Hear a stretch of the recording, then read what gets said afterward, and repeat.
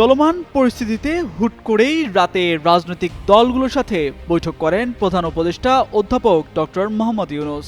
আলোচনায় উঠে আসে নির্বাচন, চলমান পরিস্থিতি সহ বেশ কিছু ইস্যু। এই সময় সবকিছু বিবেচনায় রাজনৈতিক দলগুলোর উদ্দেশ্যে প্রধান উপদেষ্টা কিছু বার্তা দেন বলে জানিয়েছেন আইন উপদেষ্টা অধ্যাপক আসিফ নজরুল।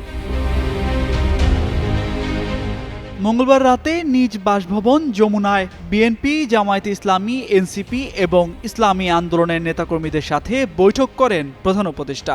বৈঠক শেষে প্রধান উপদেষ্টাকে উদ্ধৃত করে আসিফ নজরুল বলেন, বৈঠকে প্রধান উপদেষ্টা রাজনৈতিক দলগুলোর উদ্দেশ্যে বলেন, আপনাদের মধ্যে যে ঐক্য আছে সেটা আরেকটু দৃশ্যমান হলে ভালো হয়। গঠনমূলক কোনো কর্মসূচি দিয়ে হোক অথবা যে কোনোভাবে হোক, আপনারা যদি একসঙ্গে থাকেন তাহলে মানুষের মনে স্বস্তি আসবে।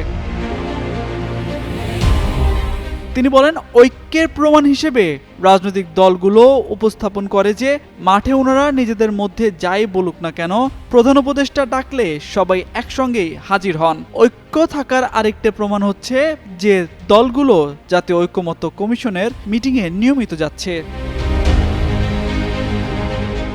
দেশের বিদ্যমান পরিস্থিতিতে বৈঠকে ফ্যাসিবাদ বিরোধী জাতীয় ঐক্যের দৃঢ় অবস্থান ব্যক্ত করেছে অন্তর্বর্তী সরকার।